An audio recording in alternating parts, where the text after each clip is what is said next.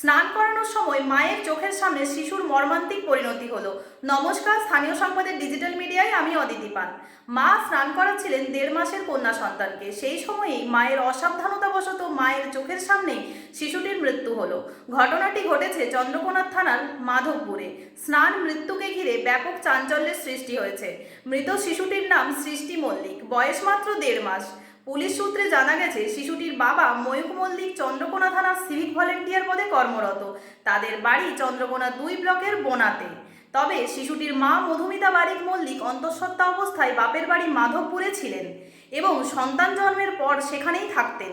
বুধবার দুপুরে মধুমিতা বারিক মল্লিক নিজের কন্যা সন্তানকে স্নান করাচ্ছিলেন। সেই সময় আচমকায় শিশুটি অসুস্থ হয়ে স্থানীয়ভাবে প্রাথমিক চিকিৎসার ব্যবস্থা করেন। এরপর তড়িঘড়ি ক্ষীরপাই গ্রামীণ হাসপাতালে নিয়ে যাওয়া হলে চিকিৎসক শিশুটিকে মৃত বলে ঘোষণা করেন। প্রাথমিক তদন্তে অনুমান করা হচ্ছে, স্নান করানোর সময় অসাবধানতাবশত শিশুটি জলের পাত্রে পড়ে গিয়ে শ্বাসরোধ হয়ে মৃত্যু হতে পারে। ঘাটাল মহকুমার সমস্ত খবর সঙ্গে সঙ্গে পেতে স্থানীয় সংবাদের সঙ্গে থাকুন।